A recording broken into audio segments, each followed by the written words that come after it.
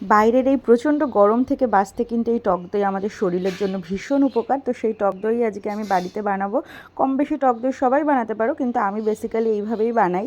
দইটাকে ভালো করে ফুটিয়ে একটু এই কাচের বলে ভালো করে ঠান্ডা করে তারপর আর আগের যে একটু বীজ দই তো লাগে, সেটাকে ভালো করে ফেটিয়ে এর সঙ্গে মিশিয়ে রেখে দিয়ে তারপরে ফ্রিজে আর কি স্টক করে দিতে হয়।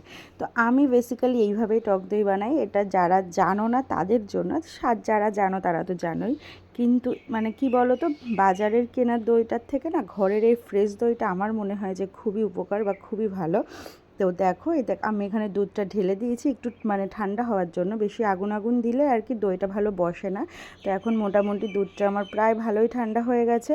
তো সেই এমনভাবে আর কি ধরো খুব বেশি ঠান্ডাও না আবার গরমও না, সেইভাবে আর কি এই দইটা দিয়ে ভালো করে আর কি আবার দুধটাকে নাড়িয়ে দিতে হবে।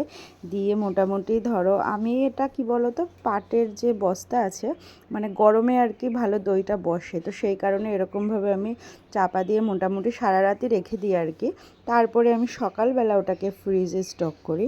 তো এই দেখো ভালোই দইটা বসে গেছে। আর সেই দই দিয়ে এই গরমে কিন্তু লস্যি কার না ভালো লাগে বলো খেতে।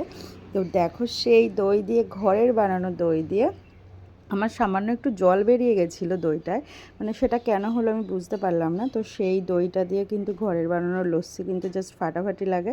তো দেখো মিক্সির বোলে একটু চিনি একটু বিট লবণ দিয়ে এটাকে ভালো করে ফেটিয়ে, আহা এই গরমে যদি এক গ্লাস লস্যি পাওয়া যায় তাহলে তো তার মজাই আলাদা বলো। তো দেখো আমার আর শাশুড়ি মায়ের জন্য 2 গ্লাস রেডি করেছি। আর লস্যিটা খেতে সত্যি অসম্ভব, কারণ দইটা পুরো ফ্রেশ ছিল। তো দারুণ লেগেছে খেতে এই গরমে। তো তোমরা সবাই বাড়িতে বানিয়ে এইভাবে খেও, তো খুবই ভালো লাগবে। আর লস্যিটাও দারুণ হয়েছিল খেতে। তো গরমে সবাই ভালো থেকো, সুস্থ থেকো।